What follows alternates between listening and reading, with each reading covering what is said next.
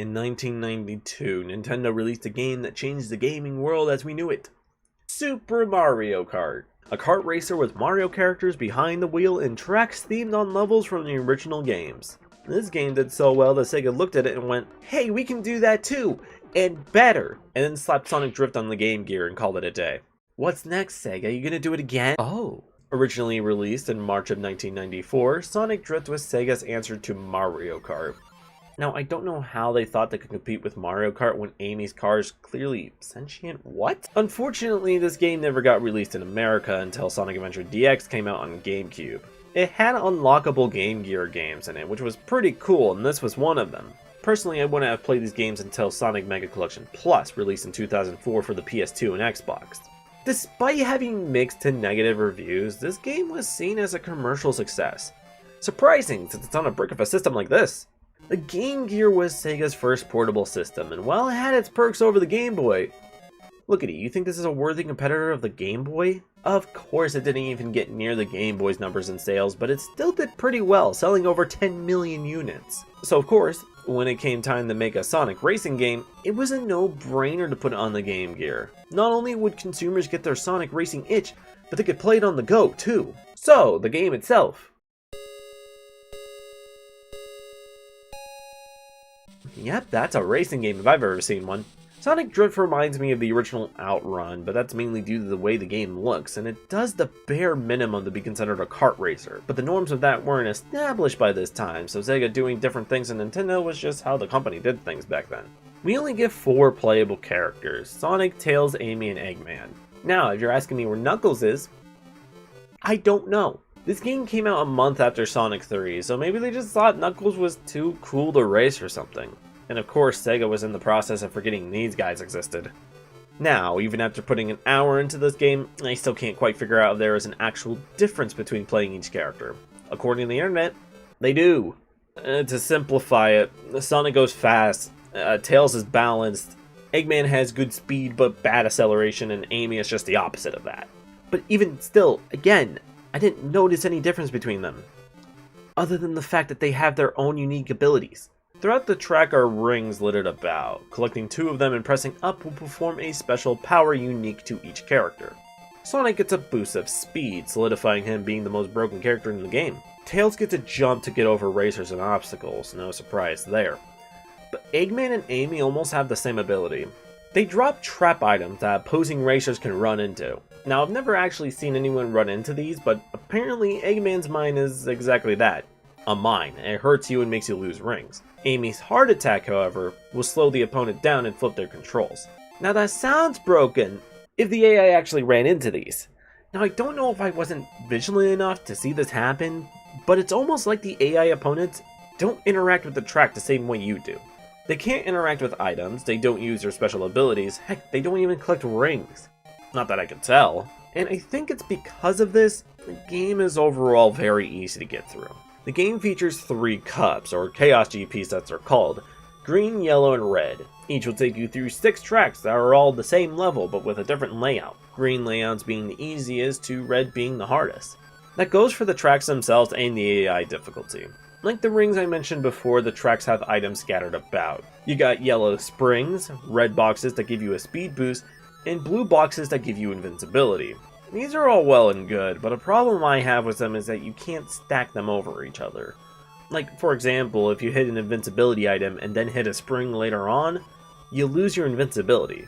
The same thing if you hit a speed boost. You get one or the other, and using your special ability also cancels out the item, so you have to be careful of how you use them. Other than that, there's little to no strategy. I recommend paying attention to the map layout and anticipate when you have to make a turn, because if you turn too late, you can veer off course and hit an obstacle. Which, if you're Sonic, that's the least of your concerns. He can easily recover from getting hit. His ability is stupid broken. After beating all 3 Chaos GPs, depending on the character you chose, you'll get a different ending. Sonic's ending just gives you a thumbs up, Eggman's ending is him getting chased, Amy's ending is her flirting with Sonic and he's clearly offended by this. And Tails' ending, oh, he's gone. Other than the Chaos GP, you also have Free Run, which is basically time attack mode. Drive around the track and get the best time. Then you have Versus mode, which is exactly what it sounds like. Connect 2 Game Gears together and go head to head in a race with a friend. only up to 2 players though. Got 4 characters in a race? Too bad you only get to play with one other person. Now where have I heard that before? In the end, I had more fun with Sonic Drift than I thought I would. The game really does make it feel like you're going really fast, and something about that is just fun. It might also just be the fact that the game is easy, so it's easy dopamine. The game itself isn't bad, but it isn't great either. So Sega looked at how well this game did and went, we can do it again.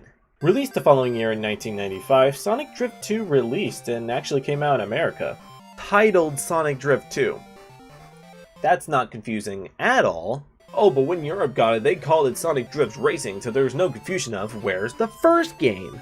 Well, let me tell you something, you might not be ready for it, but you don't need it. Sonic Drift 2 is everything Sonic Drift 1 has, but even more. More characters, more items, more tracks, more everything, with the inclusion of frustration. All the characters from the previous game play exactly the same, but the new characters are almost the same thing but with a twist. Knuckles is well-rounded like Tails, he even has a jump ability, but he has a second ability to go with it. If you're near an opponent and you use your ability, you will punch them. No, I didn't get to see this because I didn't know about it, so... Fang has similar stats to Sonic, but has an ability similar to Eggman. He throws oil balls that cause his opponents to spin out of control. Now, Metal Sonic is basically a souped-up Sonic. He has higher stats and a better dash ability, but it costs more rings to use it. But unlike the previous game, the dash isn't broken because the AI opponents are ridiculously tough. They will overtake you constantly. It's hard to get a solid lead in this game. You'd think you're in the clear for a while after knocking someone off with an item, but no, they'll get right back on your ass. What the hell? And to top it off, they actually use their abilities. You can see them pick up items and stuff too. They're an actual threat. And the track design, I can actually look at this and go, oh yeah, this is a different track than the last one. Sometimes you get full 3-lap tracks and sometimes you get one long track, and some of them have gimmicks. You're driving on top of water in this one. I didn't understand it at first, but that's cool as hell. This one's annoying because of the flashing, like goddamn I can't see. And this space track here is anxiety inducing. But the final track, the Death Egg. Oh, this track is something different. It just, I don't know what it is. It just feels so much faster. It might be the amount of turns in it, but this is probably my favorite track so far. And that's saying something considering it looks like a lump of pixels. And there are even more items thrown around in the mix. You can pick up mines, you can flash opponents just because, and you can invert your controls, that's fun. There are even gimmick items unique to their own track, which is more than I expected. This game has so much more stuff in it, and it plays exactly the same as the original.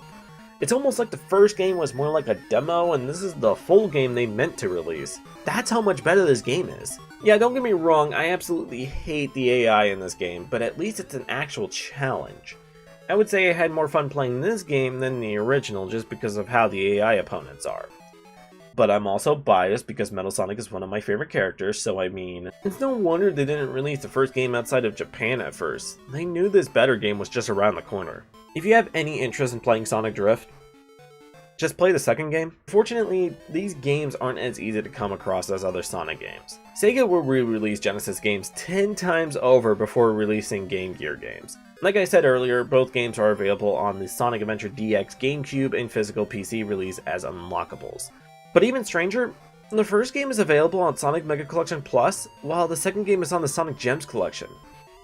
Whose idea was it to separate these two? Why are they in different collections? That doesn't even make sense. Overall though, these are decent racing games. Nothing compared to what Sonic games has become today, but hey, this was Sonic's first time in a racing environment. I would say it did pretty damn well once it got the Drift 2. Seek out these games if you're interested. You'll have a fun time with them. I don't know how to end this video off. I thought this video was going to be way longer because I was talking about 2 games, but they're so similar, it's almost like I'm talking about the same game. So, I mean, like and subscribe.